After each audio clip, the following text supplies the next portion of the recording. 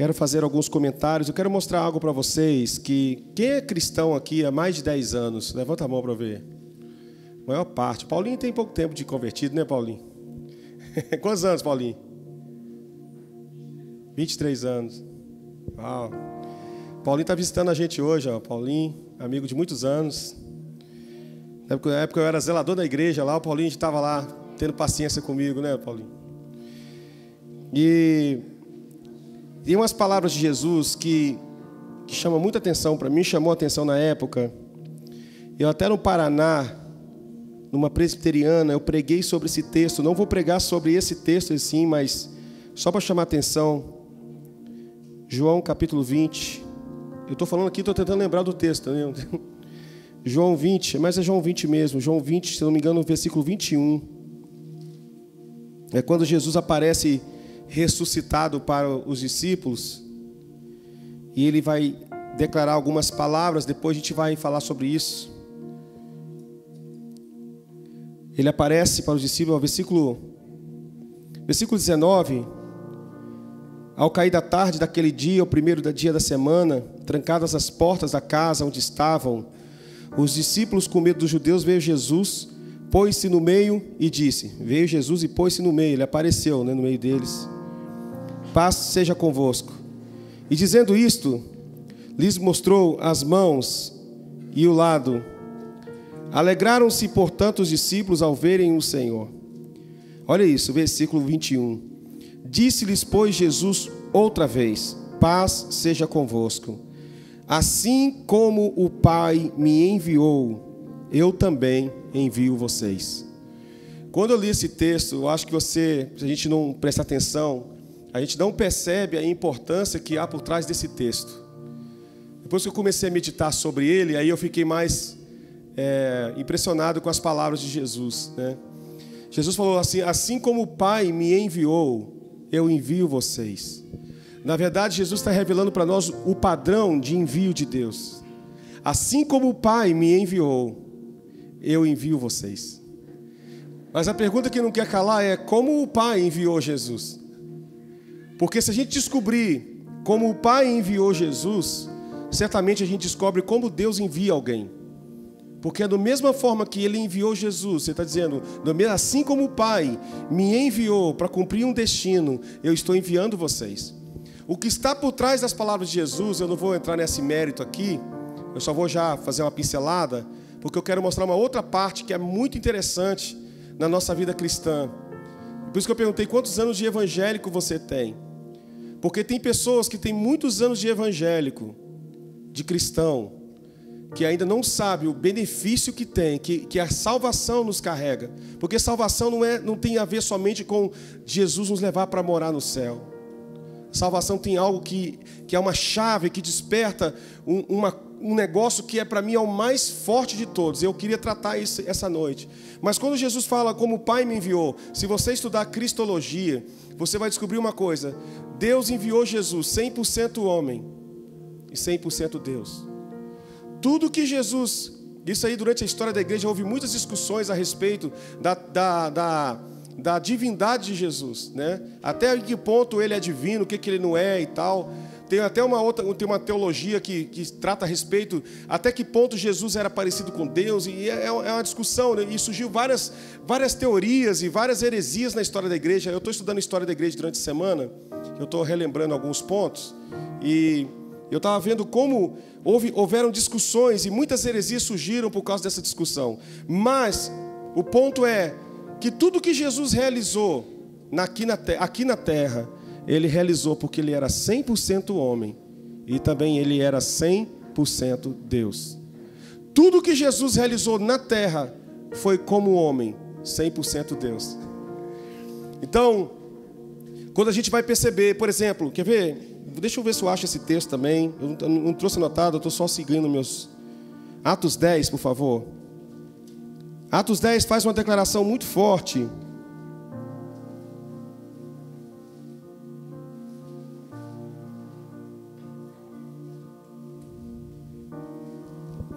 Atos capítulo 10. Pena que eu não estou achando... O capítulo é muito grande, eu queria achar para você mas depois você pode procurar aí para mim e me mostrar aqui no final. Que fala que... Aqui, versículo 38, achei. É porque o capítulo é muito grande, eu não quero perder muito tempo nesse capítulo.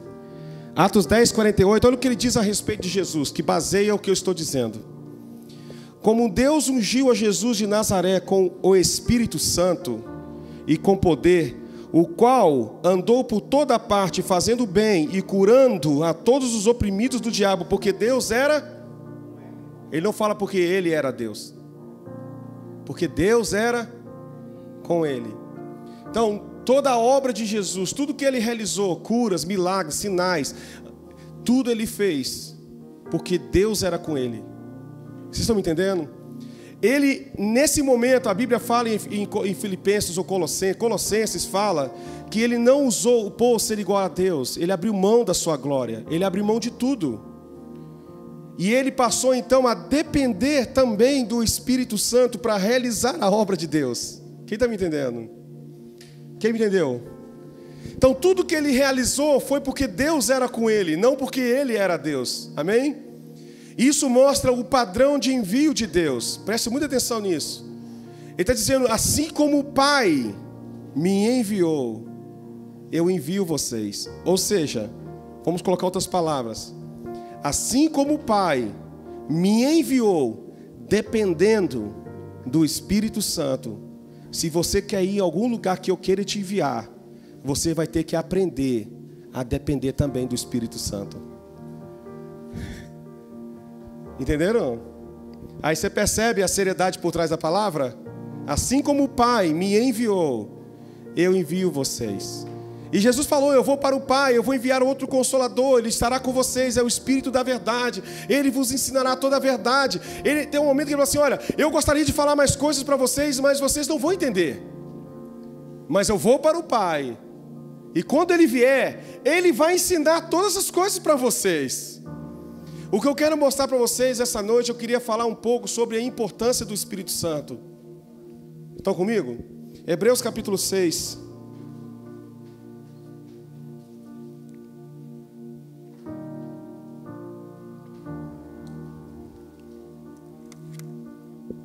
Hebreus capítulo 6. Eu queria falar sobre o lugar de importância do Espírito Santo. Por que eu estou falando isso? Porque o que mais o diabo quer em nosso meio como igreja é afastar de nós a consciência do Espírito Santo. E por muito tempo, se você estudar a história da igreja, tem um período, né? Depois, a partir do momento que o templo de Jerusalém é destruído, ano 70 depois de Cristo, o general Tito Romano destrói o templo. E nesse período, até lá para o ano 144, mais ou menos, se eu estou errado, eles chamam de uma cortina. Entra uma cortina na história porque não há nenhum registro histórico, assim, na hora. Alguém parou de escrever. Quando para de escrever, as câmeras da história apagam. Mas quando elas se acendem, você vai estudar a história da igreja a partir do ano 144 por ali, você percebe que há uma mudança poderosa na história da igreja. Uma igreja que você vê como uma igreja de Atos, poderosa, cheia do poder do Espírito. Agora você vê uma igreja totalmente enrijecida pela religiosidade e sendo atacada por várias heresias que vão surgindo. E o que você descobre é que a diferença está no governo da igreja. Porque se você estudar a história da igreja, no início, a igreja primitiva, ela tinha um governo chamado plural. Havia uma pluralidade na história, na igreja, no governo da igreja. Não era um homem o centro da igreja. Era um grupo de bispos, presbíteros, os anciãos, os mais experientes, os mais dotados, os mais cheios do Espírito. E eles eram totalmente governados pelo Espírito. Se você vê a igreja de Atos, ela é totalmente governada pelo Espírito Santo. Se nós temos orado, Senhor, nós queremos voltar, pelo menos ser igual à igreja de Atos, nós temos que entender que nós temos que voltar para o lugar do Espírito Santo na igreja. Eu estava numa igreja, uma irmã, ela olhou para mim de cima a baixo, e eu estava meio doidão assim, largado, e eu fui pregar num evento bem pentecostal, bem grande no Paraná, e a irmã olhou para mim e falou assim: pastor, você é pentecostal? Aí eu falei assim: irmã, defina pentecostalismo para mim, eu te digo se sou ou não sou. Porque pentecostalismo não é você falar em línguas, rodopiar, entregar profecia. Isso não é pentecostalismo. Pentecostalismo é uma igreja marcada pelo governo 100% do Espírito Santo. Isso é pentecostalismo. Então, quando você estuda a história da igreja, você percebe que até então havia um temor. Sabe quando Ananias e Safira morreram? O temor de Deus possuiu os corações daquelas pessoas. E Pedro falou assim: vocês não mentiram a homens, vocês mentiram ao Espírito Santo, vocês mentiram a Deus. E eles caíram mortos. E houve um temor, havia um temor a respeito do Espírito Santo. Havia uma consciência da presença do Espírito Santo na igreja. Havia uma consciência da presença de Deus. Aquelas pessoas, elas estavam tendo, não era uma experiência com um lugar onde havia uma filosofia de vida. Elas estavam tendo experiências com a pessoa do Espírito Santo.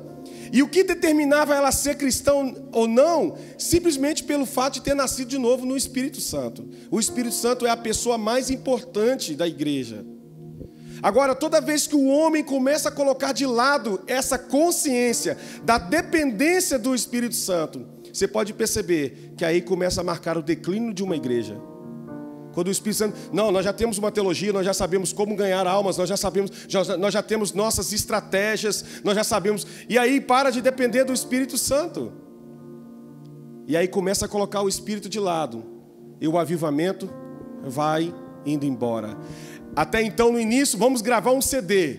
Não estamos preocupados com o mercado gospel. Então você vê os CDs do início, a gente gravando para adorar. Vamos adorar.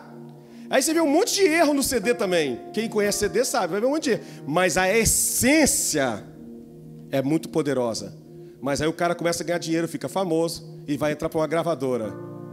Agora vamos gravar músicas que agradam. E a gente começa a entrar na tendência de querer agradar pessoas, agradar o mercado. Como um produtor chegou para mim e para a Carol e falou assim: vocês têm que gravar música que fala de promessa, porque agora a moda é falar de promessa e de restituir. Porque é o que está no mercado aí, é o que está vendendo, é o que vende, música que vende. E se a gente cai nesse erro, a gente apaga o Espírito Santo e perde a essência. E a gente não pode perder a essência. Amém? Então você pega as canções lá do início de tal ministro, você fala assim: meu Deus, não tinha nada demais, a voz era horrível. Mas quando você ouve, você sente uma presença que você já não sente mais no cara de hoje, que está milionário com o CD que ele gravou. Já perdeu a essência. Parece que nós colocamos o Espírito Santo de lado. Agora a gente já sabe as técnicas, já temos os afinadores de voz ali, e a gente consegue fazer música bonita, mas que não consegue mais tocar no espírito das pessoas. Só toca a alma, mas não toca o espírito, porque só o espírito pode comunicar com o espírito do homem. Amém? Estão comigo? E aí a gente começa a colocar o Espírito Santo de lado. Não preciso mais do Espírito Santo, porque agora eu já sei a Bíblia, eu decorei vários capítulos, já sei pregar, não preciso mais. Antigamente era: opa, ô fulano, prega. Ai meu Deus, eu vou orar, vou jejuar. Agora eu não preciso mais, eu sei muito bem pregar. E a gente começa a colocar o Espírito Santo de lado, porque já aprendemos como movimentar pessoas, como trazer o movimento, como fazer as pessoas chorarem. E a gente começa a deixar o Espírito Santo de lado. Isso é muito perigoso. Então eu queria mostrar algo que me encantou. Eu quero mostrar isso porque isso me fez apaixonar. E ano passado eu lembro que eu li vários livros do Kenneth Reagan e também estudei muito com o pastor Luciano Subirá. Eu fiz alguns cursos também online na época e comecei a estudar. Eu queria comer livros que falam a respeito do Espírito Santo, que eu queria conhecer ele. E aí quando eu comecei a estudar sobre, como eu falei que já no início nas outras aulas, sobre a interação da Trindade, aquele negócio todo, e eu queria muito saber como ouvir o Espírito Santo, como discernir, porque a gente vai aprender na experiência e também no conhecimento que a voz de Deus muitas vezes, ou quase 100% das vezes, Deus não vem assim, abre uma janela do céu e fala assim: meu filho, estou falando contigo. Não é assim. Amém? Muitas vezes a gente pensa que Deus vai falar assim: hoje Deus vai falar comigo no culto. Aí você entra esperando Deus falar de uma maneira. Outra coisa, nunca limite como Deus vai falar com você. Nunca estabeleça a maneira como Deus vai falar com você, porque certamente Ele vai vir de uma forma que vai provocar a sua fé. Muitas vezes eu fui para um culto e eu pensei assim, Deus vai usar fulano. Hoje vai ser esse dia. Aí no final do culto, aos 48 do segundo tempo, que é geralmente quando Deus te dá uma resposta de alguma coisa, aos 48. Não sei por que Ele faz isso com a gente. Aí no final do culto, veio um cara que eu nem esperava. Pelo contrário, é um cara que eu julgava o mais pecador da igreja. O cara vem e me abraça chorando e me entrega uma profecia. Aí eu olhei assim, cara, Deus está falando comigo. Porque certamente eu nunca esperava desse pecador miserável que ia falar comigo. Entendeu? Vocês estão entendendo? Então, muitas vezes, a voz de Deus, quando ela vem falar com você, eu quero que você aprenda que não é ouvir. A questão é discernir que Ele está falando. Posso mostrar na prática? Essa noite vai ser uma noite maneira. Posso fazer prática disso? Por exemplo, a Bíblia fala que Deus procura adoradores que adorem em espírito e em verdade. Em espírito. Espírito está falando do seu eu interior. Existe um eu interior. Você é constituído de espírito, alma e corpo. Amém? Amém não? 1 Tessalonicenses 5, 23, Hebreus 4, 12 são textos que são usados como base para o ser humano ser tripartido. Corpo, alma e espírito. Espírito, alma e corpo. Então, o seu eu interior. Eu vou te apresentar agora mesmo o seu eu interior. Posso? Posso ou não? Vamos fazer o seguinte. Eu quero que você fale o seu nome. Só no pensamento, bem alto para mim, no pensamento. Vai lá. Fala o nome inteiro. Quebra esses vidros aqui com o seu pensamento. Fala aí, alto. Quem conseguiu falar? Falou ou não? Beleza. Quando você falou, se é que você falou, quando você falou alto? Fala aí para mim. Sim. Como é que você sabe que foi alto, se foi no pensamento? Você não consegue me explicar. Tenta explicar para mim. Vai. Vai, miserável. Não. Por quê? Você discerne. Amém ou não?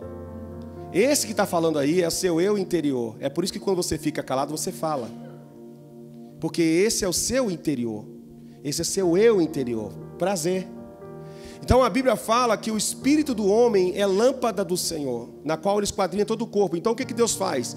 O espírito comunica com o seu espírito. É por isso que quando você ouve a voz de Deus, você ouve o seu pensamento e você pensa que é coisa da sua cabeça. E como é que você consegue discernir que é a voz de Deus? Eu vou te dar uma dica. É espontâneo. Você vai pensar assim, por que eu estou aqui numa lanchonete, conversando com meus amigos, e está vindo essa frase da minha mente, martelando, às vezes é uma música, né? É tipo o Bababi, né? Fala por através da música.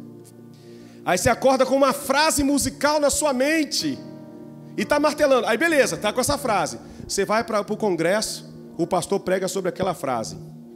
Chega em casa, liga a televisão, tem um cara pregando sobre aquela frase. Chega na igreja, seu pastor prega sobre aquela frase. Meu Deus do céu, você discerne que Deus está falando com você. Entenderam? Existem muitas maneiras de Deus falar conosco. Existem milhares de maneiras. Eu estava no avião para Manaus e de repente eu estava cansado, eu estava muito cansado. Eu estava tendo crise de ansiedade naquela época. E eu entrei no avião e o avião começou a rodar, meio que rodar assim comigo. E eu falei, meu Deus, vou passar mal dentro do avião. Já ia segurar a mão da aeromoça para ela me ajudar. Senão eu vou fazer isso, senão eu vou entrar mais em pânico ainda. Aí eu segurei, comecei a suar frio. Eu falei, Senhor, eu estou muito cansado, Senhor, me ajuda. Eu orei em línguas, né? Todo mundo sabe que eu vou orar, você ora em línguas. Aí eu orei e fiquei em silêncio. Aí eu consegui dormir, fui me acalmando. O avião foi indo, de madrugada. Lá para as 3 da manhã eu estava viajando de madrugada mesmo. Uma música começou a tocar no meu espírito. E eu não canto essa música, nunca cantei. Não sou de cantar essa música, tem 30 anos, sei lá quanto tem essa música. E a música fala assim: é meu, somente meu todo o trabalho, e o seu trabalho é descansar em mim. Aí eu acordei. Eu falei assim, Senhor, o Senhor está falando comigo? O que é isso? O que o Senhor quer dizer com isso? Aí o Espírito Santo falou assim, pergunta o nome dessa senhora, pergunta o nome dela, que eu vou te responder o que eu quero falar com você. Aí eu acordei a senhora, né, de madrugada. Senhora, só me desculpe, meu nome é Gida, eu queria saber com a senhora.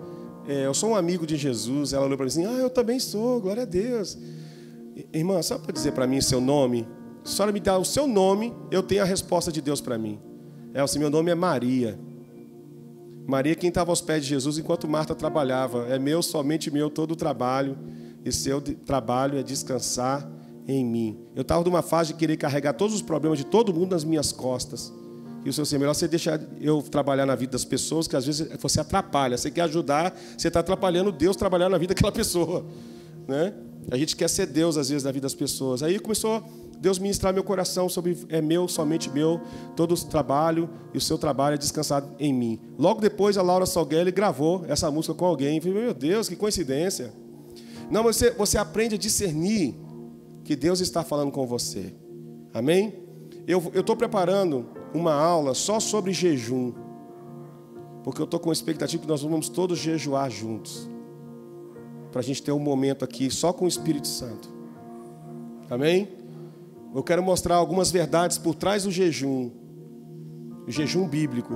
Amém? A minha mão começou a pegar fogo. Misericórdia. Hebreus 6, 4. Hebreus capítulo 6, versículo 4. Hebreus 6, versículo 4. Eu quero chamar a atenção para as declarações do versículo 4 em diante até o versículo 9. E eu vou ler e vou comentar, depois a gente vai desenvolver esse texto. Eu quero explicar o contexto para não gerar pretexto. Hebreus 6,4 fala, é impossível, pois, que aqueles que uma vez foram iluminados e provaram o dom celestial, se tornaram participantes do Espírito Santo, e provaram a boa palavra de Deus e os poderes do mundo vindouro. Esse poderes do mundo vindouro aqui, eu vou falar quando chegar na parte que eu vou falar sobre reino, no próximo módulo. Isso aqui é muito forte.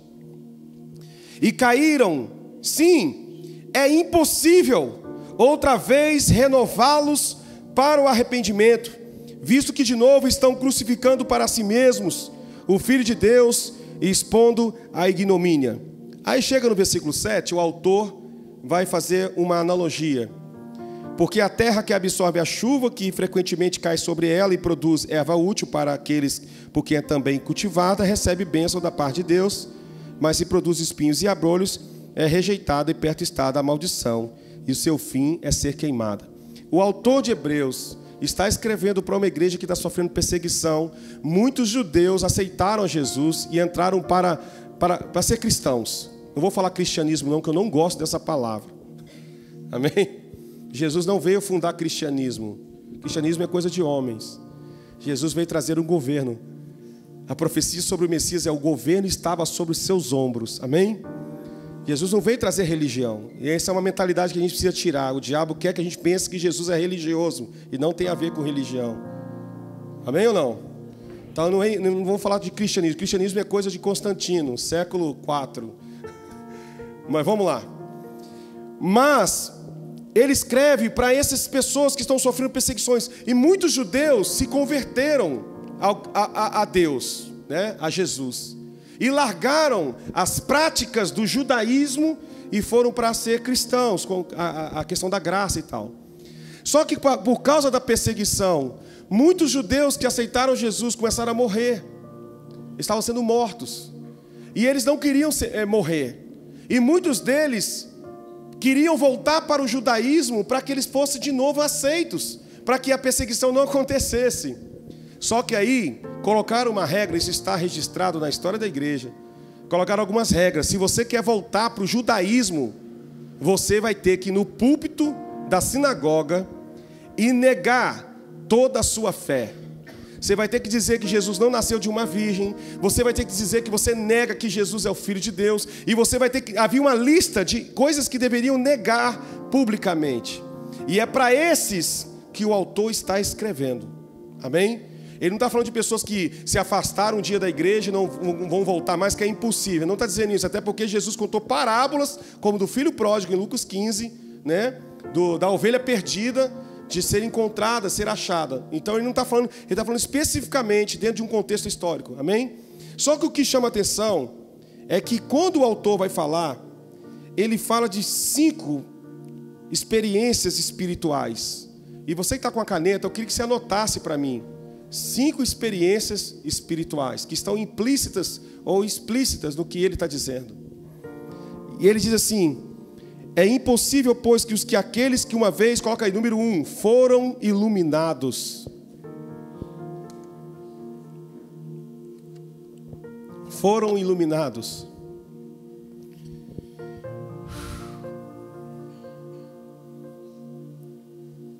Foram iluminados. Segundo, provaram o dom celestial. Provaram o dom celestial.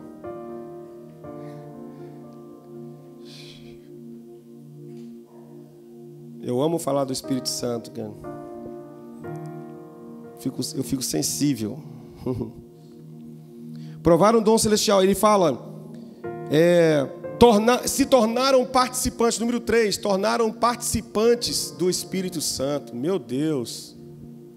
São 5 experiências, até agora foram 3. E fala assim também: provaram a boa palavra de Deus. Só quero lembrar para você que a palavra provar aqui no grego original é a palavra degustaram da palavra. Tiveram uma boa dieta espiritual. Número 4, né? Eu falei 4? Provaram a boa palavra de Deus. E número 5, para terminar. Pode colocar, provaram também, que está falando 2 coisas. Provaram os poderes da era vindoura. Você sabe o que é a era vindoura, Elaine? Reino. A era vindoura é o reino de Deus. Isso aí eu vou falar quando eu for falar sobre reino, tá? Provaram a era. Se você puder, alguém puder fechar essa janela aí para mim. Provaram os poderes da era vindoura. Fala para mim os 5 aí para mim, por favor. Vamos lá. Foram iluminados. Número 2. Número 3. E 4. 5. Uau. Deixa eu comentar rapidamente sobre os 5. Eles falam, foram iluminados. Ele está falando da primeira experiência que nós temos quando o véu do coração é rasgado. É quando a gente recebe a revelação de Deus, nós somos convencidos pelo Espírito Santo. Vocês lembram, por exemplo, o apóstolo Paulo, quando ele ficou 3 dias cego depois de ter um encontro com Cristo ressuscitado. A Bíblia fala, quando o rapaz foi orar por ele, o profeta foi orar por ele, caíram-se as escamas dos seus olhos.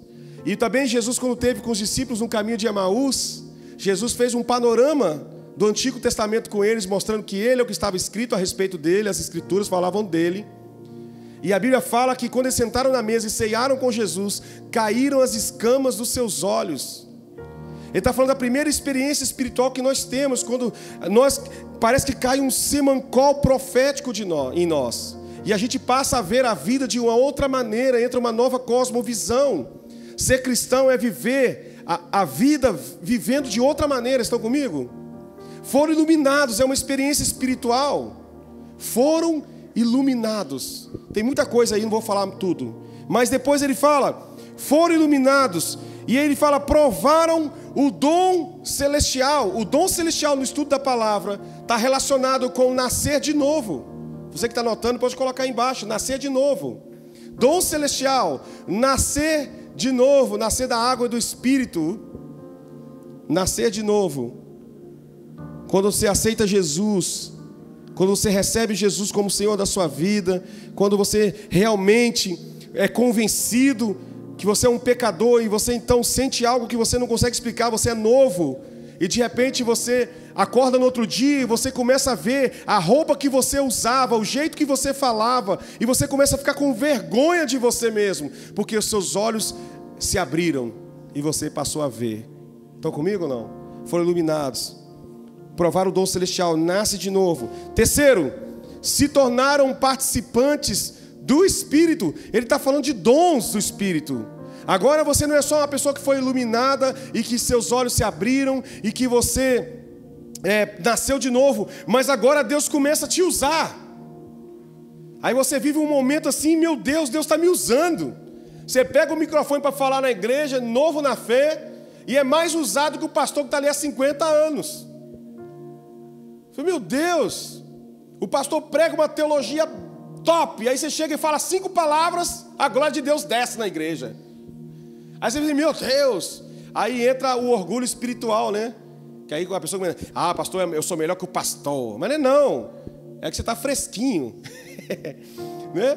E aí você começa a ser usado com palavras de cura. Eu lembro que uma semana depois que eu tive um encontro com Deus, eu orei para um menino com câncer, ele foi curado. Eu fiquei, meu Deus, coisas que eu só lia na Bíblia. A gente ia ministrar nas igrejas, pessoas eram curadas, meu Deus, eu só li isso na Bíblia. E a gente começa a ter experiências espirituais, nós nos tornamos participantes. Amém?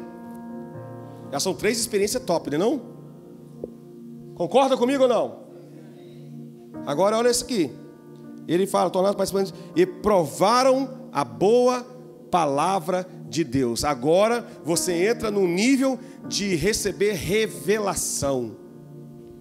Agora você já não consegue mais ouvir algumas músicas na rádio. Na rádio evangélica.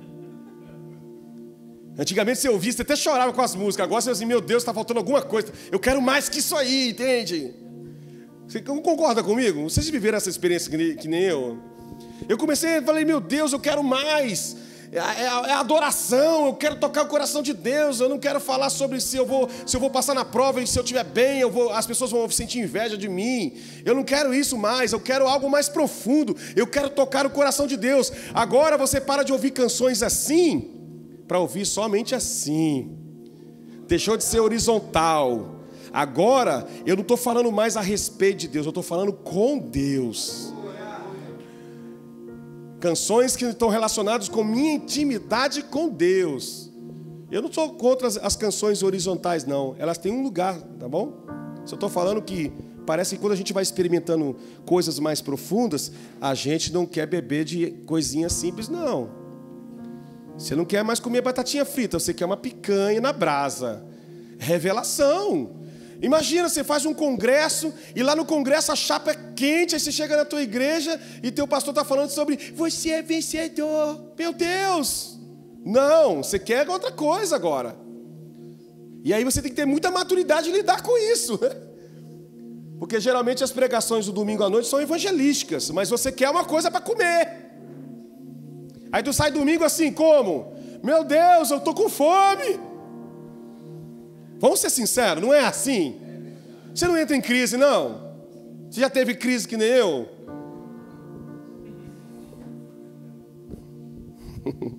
Isso só revela um problema seu, que ainda você depende do domingo à noite para se alimentar.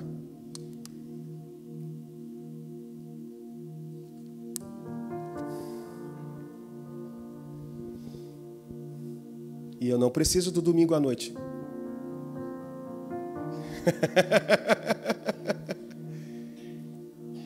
Todos os dias eu posso sentar na mesa e provar a boa palavra de Deus.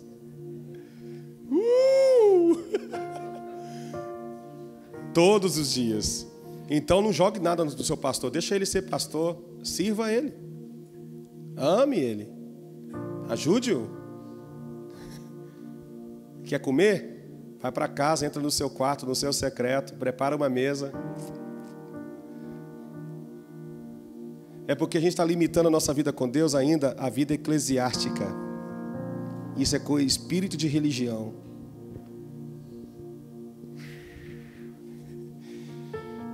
Provaram a boa palavra de Deus, degustaram. Uau! Só que não para por aí, ele fala, eu estou ficando arrepiado já. Provaram, degustaram dos poderes. Aí, sabe o que é isso? Poderes da era vindoura são poderes do reino de Deus. Tem a ver com poderes que libertam você das drogas. Tem a ver com milagres, sinais, maravilhas. Tem a ver com coisas top demais. E parece que o autor está citando, sei lá se ele está sendo por querer ou não, está sendo só inspirado, mas parece que ele fala de uma escala de experiências espirituais no nosso crescimento em Deus.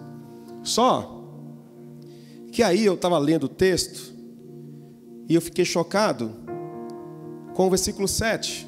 E eu queria ler o 7. Pensa comigo, deixa eu só fazer uma pergunta.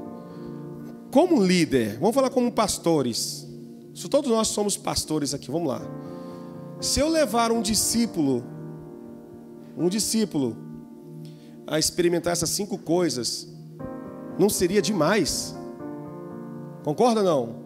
Se eu levasse você um dia ganhar uma alma para Jesus e discipular ela e ajudar ela a experimentar o dom, ser iluminado, dom celestial, ser participante do Espírito Santo, provar a boa palavra de Deus, os poderes da era vindoura, você pensaria assim: uau, eu alcancei o auge do meu chamado e meu ministério, porque a ideia de Deus é essa, que a gente faça filhos, né? E de fazer discípulos de todas as nações, batizando-os em nome do Pai, do Filho. Então imagina se eu levar os meus filhos na fé a experimentar essas 5 coisas, cara. A minha igreja vai bombar, mano. Aqui tem profeta, tem evangelista, tem gente tendo visão com um leão andando no meio da casa. Tem uns malucos que andam comigo e vê esses negócios, né? Profecia. Só que o versículo 7 começou a mexer comigo. O versículo 7 fala: porque a terra que absorve a chuva, que frequentemente cai sobre ela e produz erva útil para aqueles por quem é também cultivada, recebe bênção da parte de Deus. Mas se produz espinhos e abrolhos, é rejeitada e perto está da maldição, e o seu fim é ser queimada. Espera aí. O que esse autor de Hebreus está querendo dizer com isso? Por que ele parou de fazer um comentário e de repente ele entra numa analogia? E o que tem a ver essa analogia com o comentário de cima? Eu entendi. Eu vou mostrar para você que o que me espantou no texto é que ele está falando de 2 tipos de terra. E ambas a terra, a chuva cai. Ou seja, o problema da terra não é falta de chuva. E ele fala que uma terra é boa, porque ela embebe a água da chuva.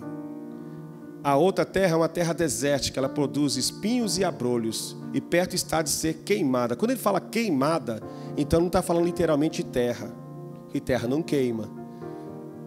Ele está falando literalmente de uma igreja e de outra igreja, ou de um coração ou outro tipo de coração, onde ambos recebem a chuva de Deus. Porque o problema da igreja no Brasil nunca foi falta de chuva de Deus. Todo domingo, em alguma congregação, em várias congregações do Rio de Janeiro, no Brasil, e quem viaja o Brasil, que nem eu, todo final de semana estou no estado do Brasil, você vai perceber que tem chuva. O problema não está na chuva. O problema é que tem uma igreja que ela embebe a água da chuva e a outra só vive de eventos.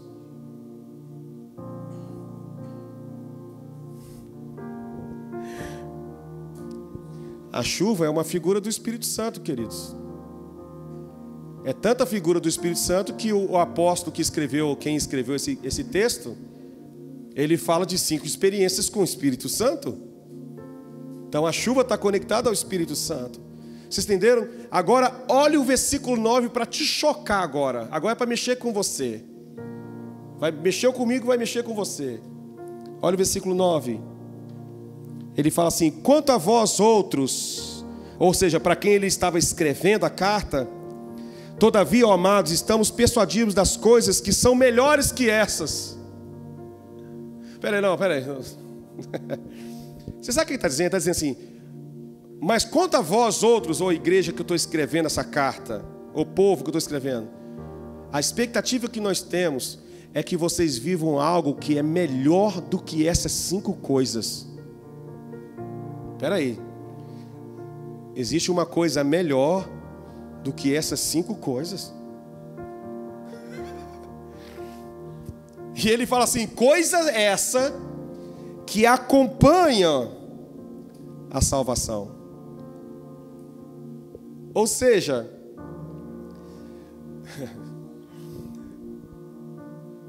quase todos os congressos que eu vou, ou se não todos, a gente vê de alguma maneira essas 5 coisas.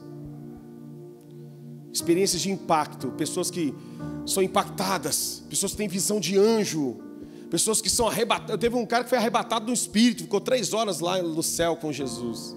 Teve até um pastor que eu e Carol fomos lá na igreja. O pastor foi acabar o culto. Eu fui cantar aquela música, vem minha noite. O pastor caiu com o microfone tudo no chão, foi arrebatado, só voltou meia-noite. E ele falou que uma águia pousou em cima dele, uma águia gigante, e com as garras pegou ele e levou ele para cima. E ele ficou lá no céu, visitou lá. Experiências de impacto, sabe? É muito poderoso. Os seminários são fortes. Mas não basta. Não é suficiente se você não está disposto a colocar em prática. Então você vê por que nós somos tão inconstantes espiritualmente. Porque a gente está sempre precisando de um evento novo para colocar o fio na tomada e tomar uma carga espiritual e voltar então a ser espiritual. A gente está que nem o Moisés, que vai lá para o monte, vai tomar uma carga da glória de Deus, acende a lâmpada da cabeça dele, ele volta, o pessoal, uau, que unção, que tremendo. Mas quando começa a desvanecer, a gente coloca um véu, opa, ninguém pode ver isso aqui não, que eu sou inconstante, eu tenho que voltar para a glória. Qual é o próximo seminário? Vê aí no YouTube para mim, por favor, para eu me encher de novo do Espírito.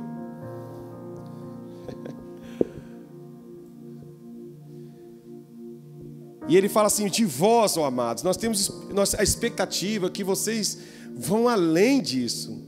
Além de que experiências de impacto, experiências iniciais.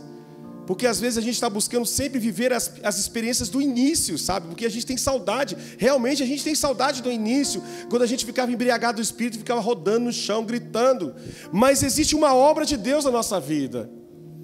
E a gente não tem que voltar sempre para os princípios elementares. Existe algo que é superior a todas essas coisas. E tem a ver, sabe com o quê? Essa coisa melhor que acompanha a salvação. Eu já vou resumir para você.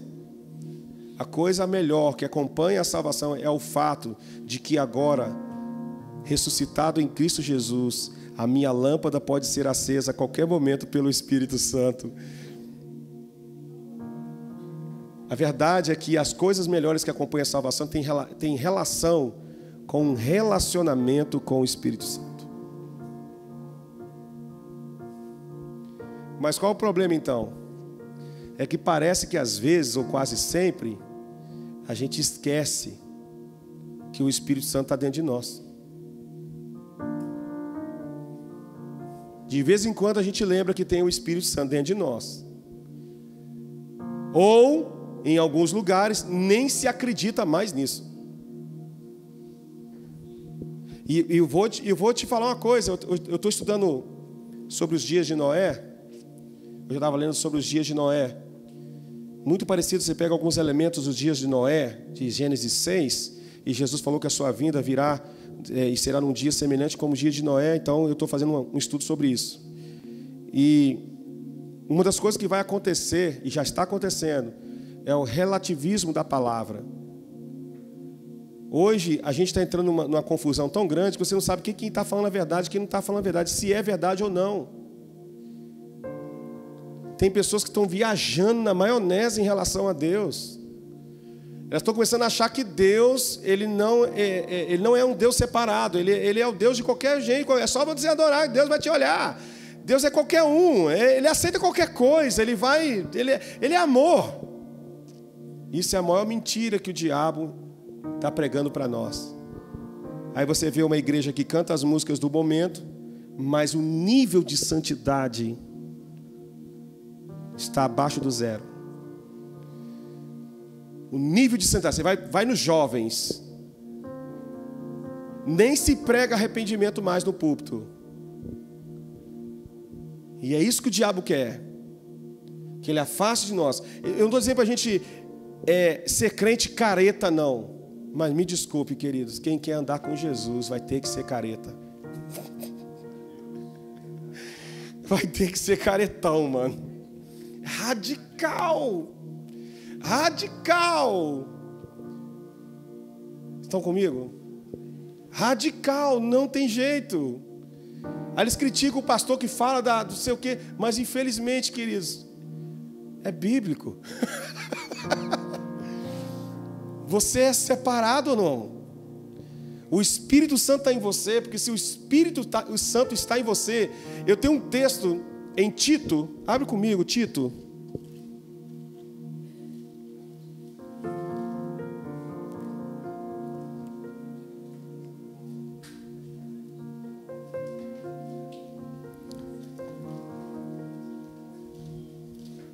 Deixa eu ver se na minha versão aqui da Bíblia.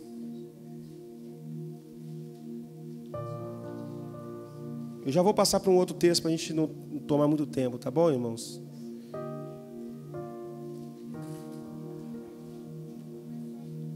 Deixa eu ver se na minha King James aqui vai aparecer outra. Livro de Tito, fica depois de 2 Timóteo.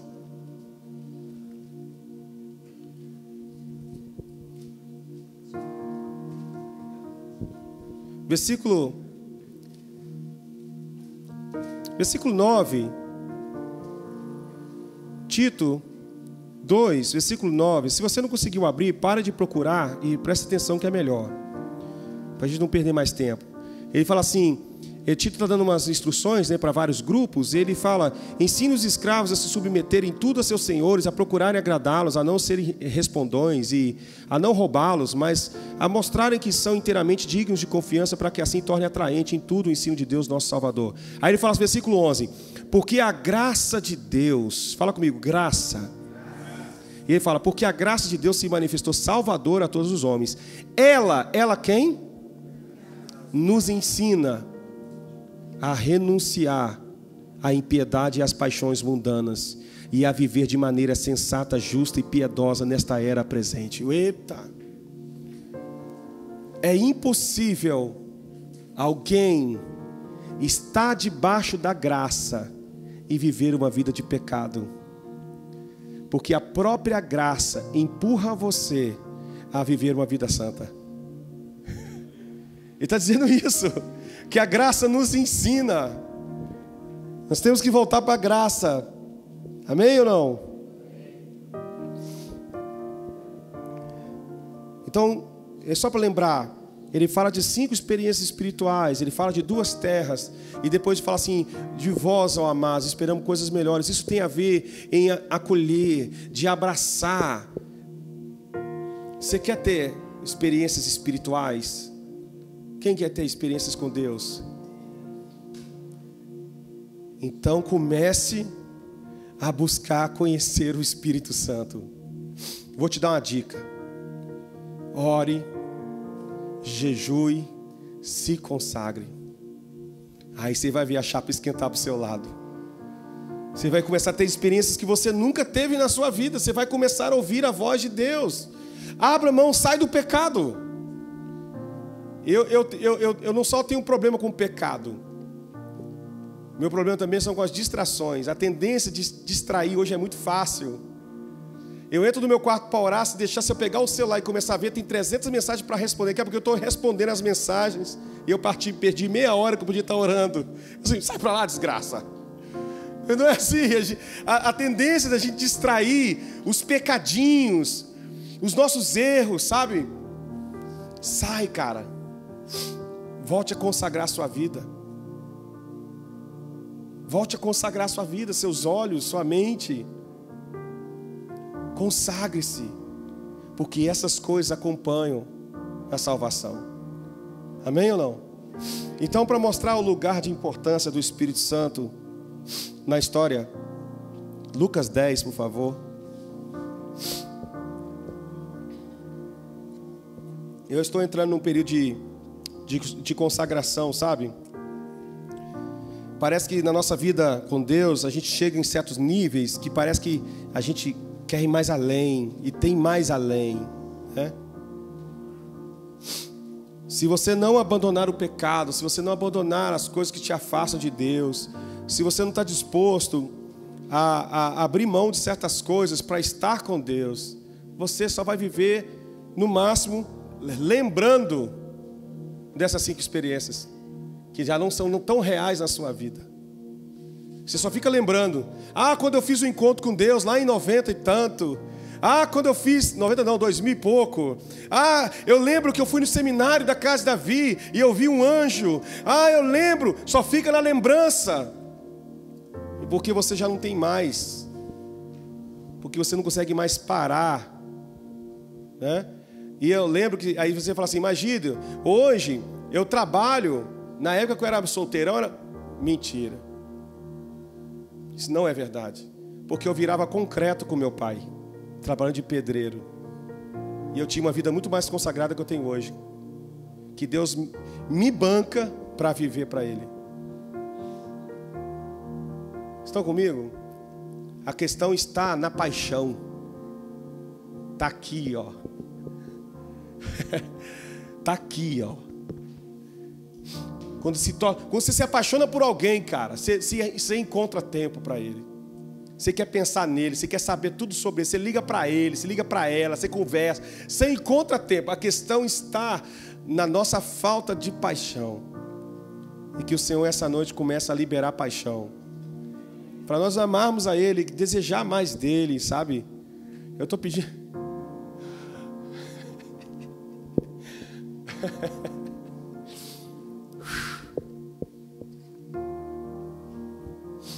Eu estou pedindo isso ao Senhor. Pai, não me deixa perder o amor, a paixão. Não quero. Coisa que eu mais gosto, irmãos, é de ler a Bíblia. Eu gosto de pegar a Bíblia, sabe? Às vezes eu estou sozinho na sala, às vezes eu acordo de madrugada, a garota está dormindo, eu vou lá para a sala e fico com a Bíblia lendo. E de repente eu estou... Uau, isso aqui é top demais. Aí eu oro, tem aquele momento. Não tem coisa melhor. Não tem coisa melhor. Eu estava vendo muitas séries da Netflix. Eu gosto muito da Netflix. Só tem algumas séries que são meio pesadas. Tem que ficar com o controle na mão. Mas depois eu fiz um cálculo. Peraí. 45 minutos cada seriado desse. Você sabe quantos capítulos da Bíblia eu consigo ler com 45 minutos? Às vezes eu leio 2 livros. Eu já calculei. Eu botei o cronômetro e vou ler. No avião eu li 3 livros. Uma viagem de 45 minutos. Eu falei, meu Deus, a gente perde tempo com tanta baboseira nesse mundo. Não que a gente não tem que divertir, né? A gente tem que ter equilíbrio também. Senão o cara fica fanático o dia todo, que nem eu.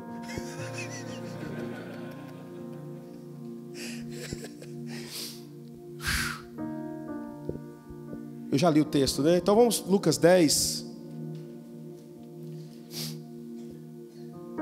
Eu quero mostrar algo para vocês rapidamente. Eu não quero tomar seu tempo. Nós vamos ter um tempo de oração. A gente vai orar uns pelos outros hoje.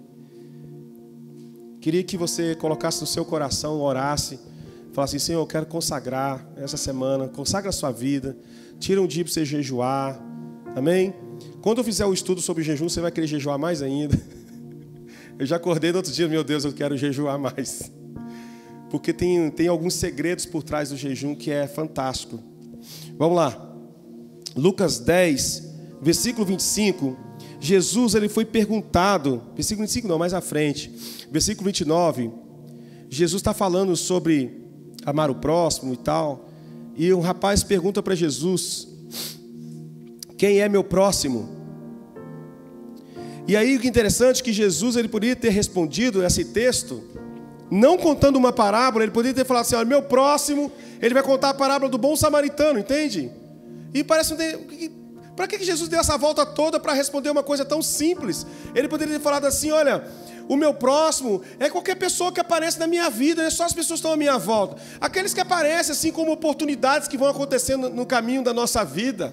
Pronto, respondeu, tchau, e vamos seguir em frente à pregação. Mas Jesus para responder esse sujeito e ele conta uma parábola inteira. Olha a parábola. Jesus prosseguiu dizendo, versículo 30. Certo homem descia, fala comigo, descia. Eu vou te dar uma dica, quando eu citar assim bem forte a palavra, melhor você arriscar e sublinhar. Certo homem descia de Jerusalém para Jericó. É dica do tio Gídio. E veio a cair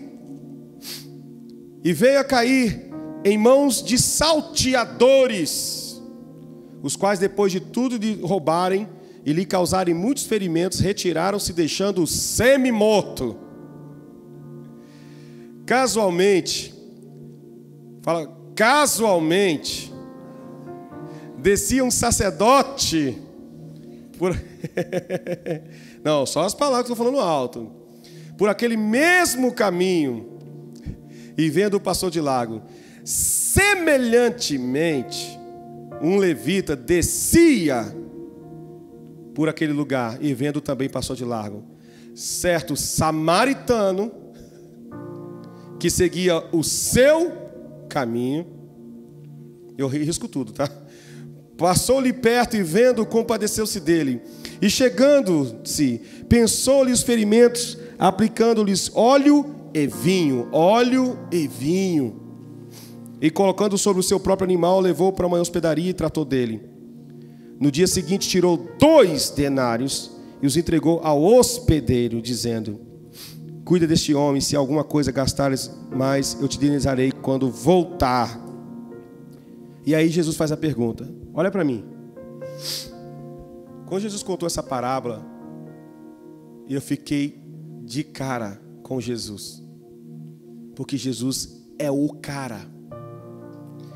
Ele é muito inteligente. Não é normal o filho de um carpinteiro ser inteligente dessa forma. Porque quando Jesus contou essa parábola, ele contou a história dele. Jesus ele fez um resumo da história do plano eterno de Deus. Eu não sabia disso. Quando ele fala que o homem descia de Jerusalém para Jericó, ele não está falando somente de geografia. Ele está falando da queda do homem, cara. Jerusalém é um lugar de paz e Jericó, todo judeu sabe que Jericó é lugar de maldição. Josué amaldiçoou Jericó e essa maldição se cumpriu em um rei lá no Antigo Testamento. Ele não está falando de geografia, ele está contando a história da queda, ele começou por Gênesis. E aí Jesus vai e fala assim, e casualmente, descendo pelo mesmo caminho, fala comigo, mesmo caminho. Ele fala que vem um sacerdote, que olha para aquele rapaz, não faz nada, depois vem um outro. Ah, detalhe, depois da queda do homem, ele fala que os salteadores, ele está falando o que aconteceu com o homem foi roubado, tomaram dele a chave da terra. E ele fala assim que deixaram o homem semi-morto. Quem está semi-morto ainda tem esperança, mas não tem força para levantar sozinho e voltar para a cidade. Ele está falando da queda do homem, está falando da situação espiritual da humanidade. Estamos semi-mortos. Nós estávamos mortos por causa dos nossos pecados. Não é morte física. Estamos semi-mortos. Sem Cristo, nós somos zumbis. Estão comigo? E ele fala que o homem ficou nessa situação espiritual, numa queda, foi roubado. E aí vem o sacerdote que descia pelo mesmo caminho, olhando para aquele homem, não fez nada. Depois um levita, ele fala, e do mesmo modo, da mesma maneira, Jesus está citando isso, irmãos, ele está usando as palavras, vocês estão entendendo? Ele faz questão de dizer, do mesmo modo, da mesma maneira, casualmente, da mesma forma, descia um levita. Ele está dizendo o seguinte, porque existem detalhes que eu não vou falar aqui, mas o sacerdócio e o levita, eles representam o período da história da religião na terra. Havia um período chamado alto sacerdócio. Você vê que um pai de família podia levantar um altar para Deus. Mas agora chega um período de tempo que Deus institui que somente os levitas podem realizar o sacerdócio. Então são 2 períodos de tempo. E ele está dizendo o seguinte, o sacerdote e o levita, como figura da religião, não pode salvar aquele homem, simplesmente pelo fato de estar no mesmo declínio espiritual, no mesmo caminho, de mesmo modo. Por isso que eu falei, quando eu citasse, do mesmo modo, casualmente, da mesma maneira, Jesus está dizendo, vocês estão entendendo? Porque você fala assim, por que não salvou? Aí o pessoal fala, não, porque na lei dizia, não é a lei não. É porque religião não pode salvar ninguém. É isso que Jesus está dizendo. Só que não para por aí. Agora essa aqui é top. Ele fala assim, certo samaritano. Ele não fala do mesmo modo, casualmente. Ele diz, que seguia o seu caminho. Olhando para aquele rapaz, se compadeceu dele, parou. Quem é o samaritano da história? Primeiro está implícito, está dizendo assim: vocês judeus, vocês não gostam do samaritano. Da mesma maneira vocês vão me rejeitar. Agora o samaritano, deixa eu falar uma coisa só sobre o samaritano. O samaritano, quando a Síria invadiu Israel, ela espalhou Israel. E a Síria, ela tinha uma tática de guerra, chamada miscigenação. Ela pegava povos conquistados, os remanescentes, e misturava os povos, para tirar a identidade de um povo, misturar cultura, língua, aquele negócio todo. E havia um lugar ali na Judéia e Samaria, né? Existe um lugar chamado Samaria, onde ficaram os judeus que sobraram dessa espalhar aí. Aí a Síria veio, trouxe os remanescentes de outros povos e misturou os povos em Samaria. As mulheres judias tiveram casos com homens gentios, que a lei de Deus proibia, porque Deus queria manter a pureza da raça. Amém? Quando as mulheres se envolveram com homens gentios, ou seja, todo aquele que não é judeu é gentio. Todos os povos sem ser judeu é gentio. Quando as mulheres se envolveram, tiveram relações, engravidaram e nasceram filhos desse envolvimento de judeu com gentio, então eles são apelidados de samaritano. Estão comigo? A Bíblia fala em Efésios que Jesus veio unir em um só corpo, tanto judeus quanto gentios. Quem é o samaritano da história? Posso abrir só um negocinho aqui? Posso?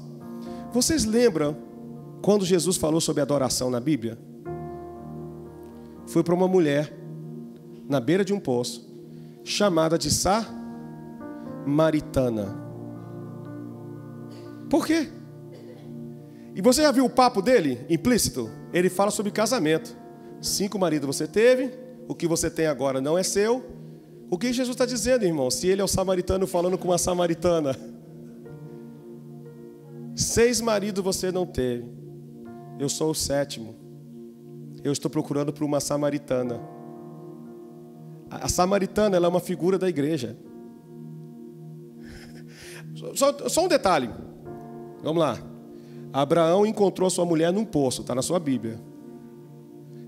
Isaac, num poço. Jacó, também num poço. Moisés com Zípora, num poço. E onde você acha que Jesus encontraria uma samaritana para o samaritano? A samaritana é uma junção de judeus e gentios. É a igreja. Ah, velho. Para pensar, Jesus nunca falou de adoração com os discípulos, pelo menos não tem registrado. Por que ele falou de adoração e adoração espírita e verdade com uma mulher samaritana? Parece não ter lógica, mas ele está falando com a igreja sobre adorar. Aquela mulher não tinha noção de quem ela estava representando. Ela representa a mim e a você naquele poço. Incrível, né? Mas aí, para não terminar a parábola, posso continuar? Não. Jesus, então, ele vai falar. Gente, vocês estão com vontade de chorar que nem eu? Porque Jesus é top demais, mano. Nem nos escritos de Mahatma Gandhi eu encontrei tamanha inteligência. Fala aí um homem inteligente. Não. Como eu falei, certo cara um dia falou assim: se entrasse o Shakespeare, ele estava dando uma aula numa faculdade, assim, se o Shakespeare entrasse aqui, nós somos impulsionados a ficar de pé e aplaudir ele. Porque é a verdade, o Shakespeare é top. Mas ele falou assim: mas o que incrível que é, por incrível que pareça, se Jesus o Cristo entrasse aqui nessa sala, nós éramos impulsionados a não ficar de pé, mas nos ajoelhar e adorá-lo. Jesus impulsiona a gente a adorar, irmão. É só fazer uma pesquisa inteligente sobre Jesus. Não estou falando de você ler sem ser crente, sem nada. Começa a ler sobre ele. Alguma coisa vai te impulsionar a fazer assim: aleluia! É massa demais, entende? E aí Jesus começa a contar sobre ele mesmo. E ele fala o seguinte, que esse samaritano pega o rapaz e ali no caminho mesmo, está semi-morto, ele aplica os primeiros socorros. E Jesus vai falar o que ele fez na primeira vinda. Ele aplica óleo, que representa a regeneração do Espírito, e vinho, que fala do sangue que foi derramado na cruz para nos redimir. Top demais, não? Só que não para por aí. Aí vai chegando a parte que me toca. Ele pega o rapaz, coloca na sua cavalgadura e leva para a cidade, e ele encontra uma hospedaria. E nessa hospedaria trabalha uma outra personagem, chamado, que ele chama de hospedeiro. Se Jesus é o samaritano, tenta adivinhar quem é o hospedeiro da história. Ele usa a palavra hospedeiro, né? O Espírito Santo. Aí tem uns detalhezinhos aqui que eu vou só contar assim, mas não é só para tirar um peso das minhas costas. Ele chega para o hospedeiro e fala assim: hospedeiro, tá aqui, já apliquei o óleo e o vinho. Lógico que eu não estou falando que ele falou está escrito não, mas lógico, né? Olha, já apliquei os primeiros socorros, tá? E é o seguinte, eu vou te dar 2 denários. Eu vou ter que ir embora. E você vai cuidar dele até que eu volte. Quando eu voltar, eu te pago se passar um pouco. Só que o mais engraçado, nada demais não, é só um detalhezinho, é que 1 denário representa um dia de trabalho. E 2 dias de trabalho. Então Jesus está falando assim, olha, eu vou embora.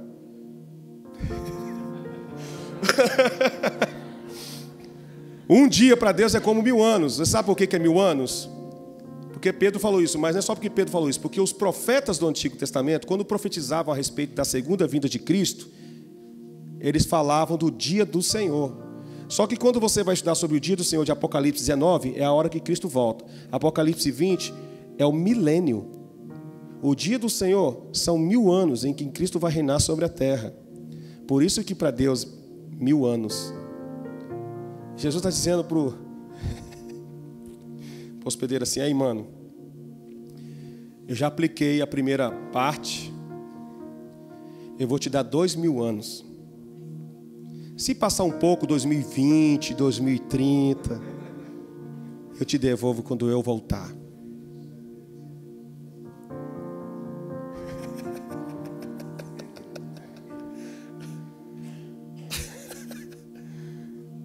Aí eu fiquei arrepiado. Porque todos os sinais estão apontando para a volta de Jesus. E tem profeta maluco dizendo que não vai demorar menos de 100 anos. Inclusive eu sou um deles. Você sabe que quando começou o ano 2000, eu estava com minha sogra assistindo o Edir Macedo. Você sabe que o Edir Macedo falou uma coisa, cara?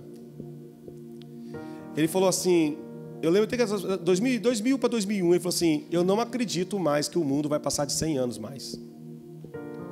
Eu acredito que até os cientistas estão chegando à conclusão que algo precisa acontecer nesse planeta, senão a coisa vai ficar feia para o nosso lado.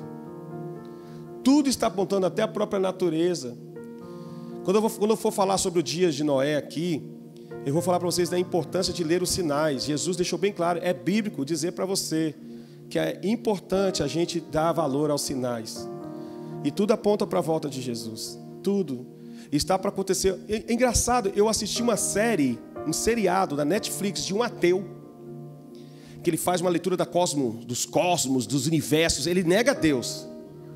Mas é engraçado que ele fez um tipo de calendário da história, dos milhões e milhões, da geologia, sei lá o que da linguagem dele. E ele fala que nesse calendário estamos exatamente na mudança drástica na história da humanidade, que está para acontecer algo que vai mudar toda a história da humanidade. Eu fiquei de cara, eu sei. Os céus vão se abrir, o meu rei vai voltar, e toda a terra assim encherá do conhecimento de Deus. Esse é o evento que ele não sabe, mas eu sei. Mas o que eu quero mostrar para vocês é que na história, onde nós estamos? Primeiro, nós temos a manifestação do Pai no Antigo Testamento. Você lê o Antigo Testamento, você vê a manifestação de Deus Pai. Chega no Novo Testamento, é a manifestação do Filho. Mateus, Marcos, Lucas e João. Quando chega no livro de Atos, o Filho sai de cena e o Espírito Santo desce. Em Atos capítulo 2. Atos capítulo 2, Atos capítulo 1, Jesus, ele é assunto aos céus. Ele subiu. E lembra, ele foi subindo ao céu e os 300 pessoas que estavam lá no Monte das Oliveiras viram ele subindo. E eles ficaram espantados, ele sumiu no meio das nuvens. E de repente, quando eles olham, tem 2 anjos do lado deles. Normal, né? 2 anjos do lado deles. E os anjos falaram assim: por que vocês estão espantados? Da mesma maneira que vocês viram ele subir, vocês vão ver ele descer. E é interessante que tem uma profecia de Zacarias que fala que o rei, quando pisar na terra, vai pisar no mesmo monte das oliveiras. Da mesma maneira que vocês viram, vocês vão ver. E quando Jesus foi assunto aos céus, nesses 2000 anos para cá, quem é a pessoa mais importante na história da igreja? E por quê? Nós tratamos ele como se ele não existisse.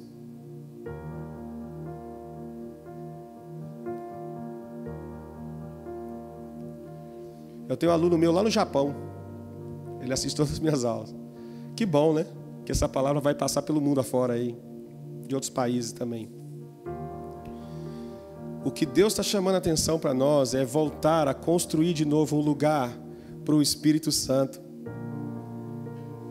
E sabe qual é a chave para o Espírito Santo vir de novo? Obediência. Atos diz que Deus dá o seu Espírito aos que obedecem. Quando nós construímos... André, você lembra de um filme de beisebol que o cara recebia algumas palavras? Eu estou falando, sei que você conhece esses filmes antigos. Você lembra desse filme, cara? Tinha até uma frase americana que ficou até conhecida como: se você construir, ele virá. Tinha uma frase assim, porque os caras, os espíritos lá do filme, lá dos antigos ídolos do beisebol, apareciam para esse cara e falavam assim: você precisa construir um campo. E aí ele começou a se chamar, taxado de louco, porque ele começou a construir um campo de beisebol. E as pessoas falavam que esse cara é maluco. Mas ele tinha uma palavra dentro dele: se você construir, nós viremos. Isso, Kevin Costner. Tá falando, rapaz, você é dinossauro, parceiro. Eu vou assistir esse filme. Não vou assistir esse filme. Vou ver se eu consigo alugar ele. E aí ele começa a construir esse campo e tal. Aí no final, no dia que ele né, a inauguração, ele não vê ninguém. Ele vai e acende as luzes. Quando ele acende as luzes, quando ele olha, milhares e milhares de carros, de pessoas que morreram lá no passado, e começa a encher o lugar e lota o campo. E ele vai assistir uma partida de futebol com os maiores ídolos do beisebol. Parece bobo meu exemplo, mas da mesma maneira parece que Deus está falando assim: se você construir de novo esse lugar, ele vai vir. Ele vai vir. Eu lembro, sempre eu lembro das minhas primeiras experiências. Eu tenho tido muita experiência com o Espírito Santo nas viagens, palavra de conhecimento e tal. Mas eu me lembro que até para escovar o dente, o Espírito Santo falava comigo. Eu até namorando com a Carol assim: Carol, engraçado. Parece que eu acordava de manhã, uma vez eu fui na geladeira e fui beber no gargalo, né? Aí o Espírito Santo: oh. Aí eu guardei a garrafa. Como assim? Escovar o dente. Aí eu chegava na rua e eu estava do lado de uma pessoa e de repente eu não sabia como, mas eu sabia da vida da pessoa toda, entende? Aí eu falei: vem cá, desculpa, Aí a pessoa começava a chorar: meu Deus, Deus está te usando. Meu pai tem experiência também, muita. Pai, você pode contar aquela história do hospital aqui rapidinho? Vem cá. Você vai contar. Se eu contar, não vai ser igual, pai. Eu não lembro. E se eu falar besteira aqui na frente? Meu pai vai se empolgar. Mas meu pai tem uma história, eu vou contar depois, você conserta em particular com a gente, tá? Se eu não conseguir contar. Meu pai tem uma história que de manhã cedo o Senhor falou para ele ir para um hospital. Aí, Salgado Filho. Ele chegou, Souza Guiar. Vou falar de qualquer jeito aqui, depois você conserta. Depois. E ele chega no hospital, não entendendo por quê. Aí de repente entram uns policiais com um rapaz, um bandido lá, preso. E meu pai vai, sobe, vai para o outro andar, não é isso? E ele está sentado num banco orando. O policial chega lá em cima com o rapaz e algema o cara do lado do meu pai. Aí meu pai já olhou pro cara assim. Ah, eu entendi, né? E começa a pregar o evangelho pro cara. Aí vem um policial fortão. Ô senhor, você não pode fazer isso não, senhor. Aí meu pai falou assim, Nino, nem sei como é que foi a ousadia. Eu levantei, olhei nos olhos assim, mas Deus mandou eu vim aqui, eu vim pregar o evangelho para eles. Alguma coisa assim, tá? Aí o Espírito Santo tinha te levado lá. Aí o rapaz, o grandão lá, a polícia, meu pai até falou assim, meu Deus, vou ser preso. Aí o rapaz subiu, acho que mandou uma outra pessoa descer e chamar meu pai lá em cima. E quando chegou lá, o rapaz estava com cara de choro, o policial. Você não veio aqui por causa dele, você veio por causa de mim. Experiências de ouvir a voz do Espírito Santo, de acordar você de manhã. Eu tenho experiências de ouvir a voz do Espírito Santo e mandar você ir a um certo lugar. Uma vez eu estava no banheiro tomando banho, tinha uma caneta na janela, e eu ia para a igreja, e eu ia de ônibus, e o Espírito Santo falou assim, você vai a pé. Aí eu amém. Quando eu estou saindo, pega a caneta e coloca no bolso. Aí peguei a caneta e coloquei no bolso. Aí estou indo a pé, orando pela rua, o que está acontecendo? Aí para um sujeito e fala assim, ei, você sabe como chegar em Bento Ribeiro aqui? Ô louco, eu estou indo para Bento Ribeiro, irmão. Sério? Você conhece a Praça Manágua? Ô louco, a igreja em frente à Praça Manágua, eu estou indo para lá. Oh, que bom. Aí eu entrei no carro. Daqui a pouquinho o cara falou assim, engraçado, cara. Eu não sei porquê, mas eu senti uma vontade de chamar você aqui pro meu carro, cara, para a gente conversar. É mesmo? Fala aí. Aí o cara começou a chorar. Perdi minha esposa, perdi minha família, eu não sei o que fazer da minha vida. Aí no final, evangelizando o cara chorando, abracei o cara, ele parou o carro. Depois que ele desceu a ponte, ele encostou no pé do posto, a gente se abraçou, eu orei por ele. Aí ele falou assim, pô, cara, eu queria muito que você adotasse meu telefone, mas eu não sei como, cara, eu tô sem nada aqui. Ô louco, mano, eu tenho uma caneta aqui, bicho. E por incrível que pareça, irmãos, essa é a parte mais massa da salvação. Sabe o que é? Que você conversa com uma pessoa invisível, que é mais visível que você. Quando você começa... É engraçado. É que semana que vem eu não ia pregar sobre fé. Eu não ia falar sobre aquela palavra. Não preparei aquela palavra. E de repente o Espírito Santo começou a falar assim, você vai falar sobre fé. E hoje eu não iria falar sobre isso.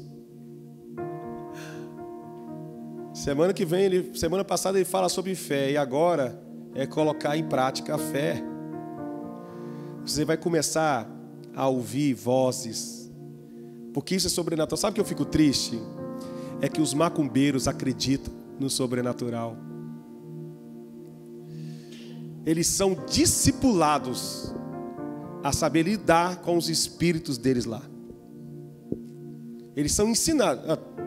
Temos aqui quase um pai de santo, ex-pai de santo, praticamente.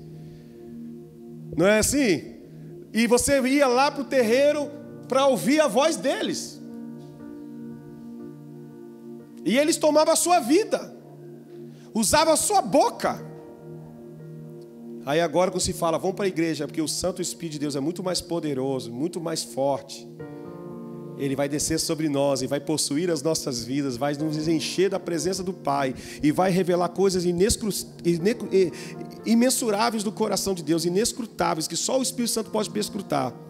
A gente vai para a igreja para receber um monte de informações aqui e a gente entra e sai a mesma coisa. Sabe por quê? Porque a gente não tocou o Espírito Santo. Nós não nos envolvemos com o Espírito Santo. Nós somos religiosos. E sabe o que o Espírito Santo falou para mim no início desse ano? Eu estava em Macaé. No início desse ano foi em junho, eu acho. Eu estava em Macaé sentado no sofá da recepção do hotel. E eu estava lendo um texto.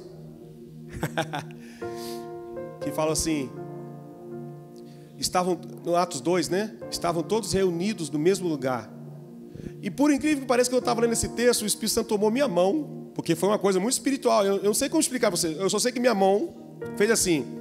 Estavam todos reunidos no mesmo lugar. Quando eu fiz isso aqui, ó, sabe quando cai uma chave de revelação? Estavam todos reunidos, não era no lugar geográfico, estavam todos reunidos no mesmo propósito. Aí eu entendi que um dos propósitos da escola Coração em Chamas é nos levar para o mesmo lugar.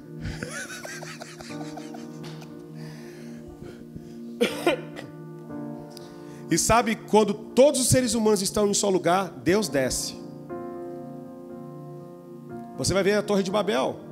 Estava no mesmo lugar. Não era o propósito certo de Deus, mas Deus desceu. Agora imagine Atos 2. Foi ao contrário. Estavam reunidos no mesmo lugar, no mesmo propósito em Deus. E Deus desceu sobre eles. E eu creio que Deus está preparando a gente. Vamos ficar de pé?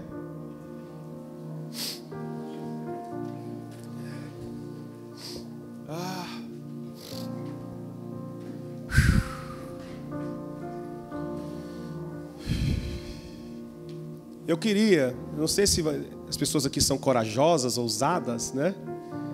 Mas eu queria que alguém contasse aqui, em poucas palavras, né, se você conseguir, como é que está sendo a escola para você? O que Deus tem falado com você? O que Deus tem feito, ministrado a você? Se você pudesse vir, amém? Pode vir. Para contar uma experiência. Pai do Senhor, amém, irmãos? Geralmente os pastores são mais ousados, né?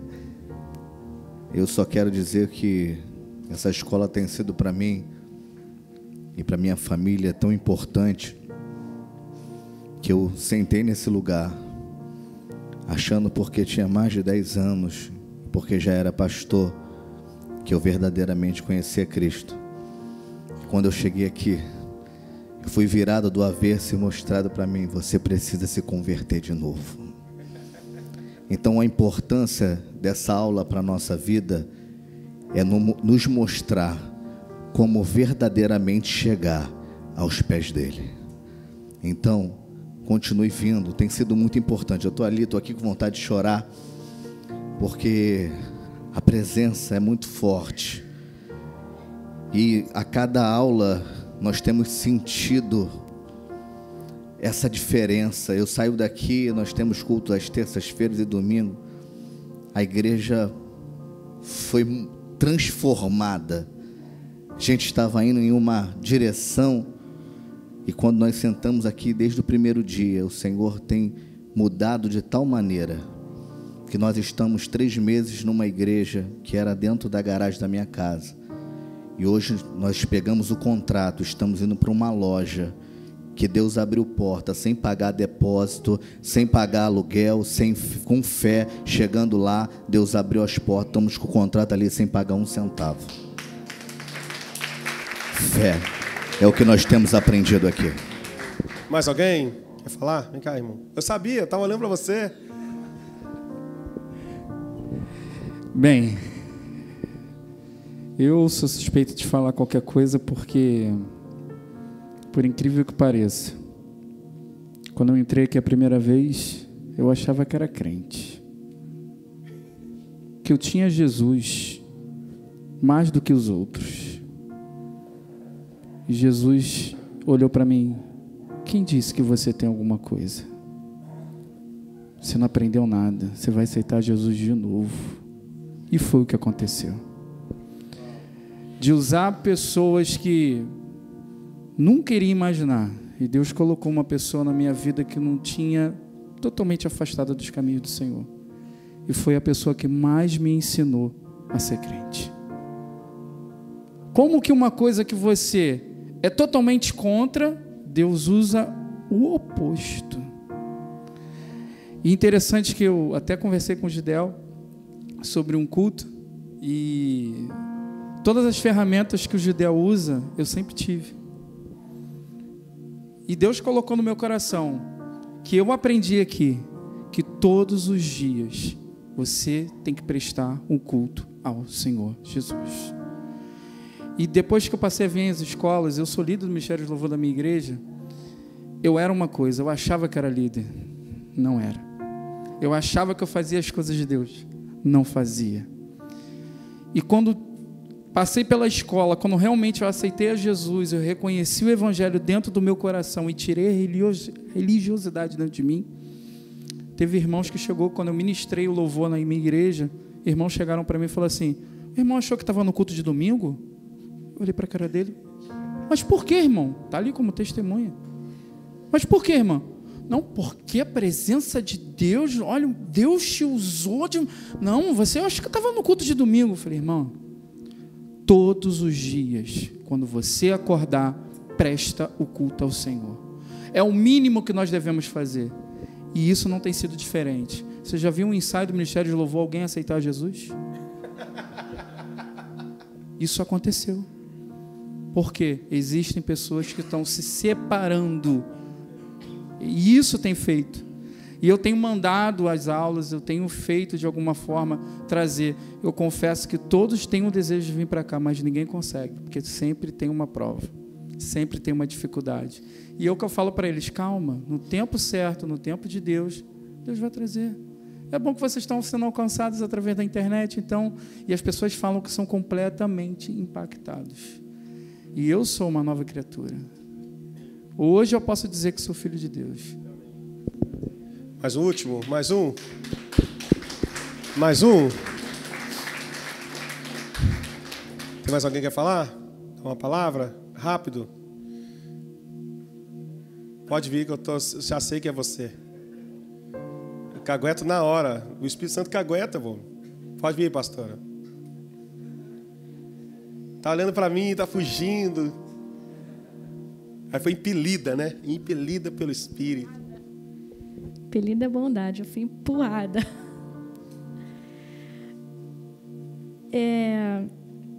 Tudo que vocês falaram se aplica a mim também. Assim, eu já sabia que eu não sabia nada. Mas eu cheguei aqui e eu vi que eu sabia menos do que nada. E eu estou como aprendiz. E a minha vontade é que toda a igreja estivesse aqui, sabe? E Deus está tratando não só conhecimento, está tratando aqui dentro. Eu falo assim, toda aula eu saio daqui, eu vou sair desidratada desse curso, porque não tem uma aula que eu não saia daqui chorando, de olhos inchados. E eu louvo a Deus, assim, pela minha vida, pela vida dos meninos, do pessoal que está vindo comigo, pelas experiências que eles não vieram aqui, mas eles me contam que estão vivendo aqui. E só gratidão. Só gratidão. Te amo.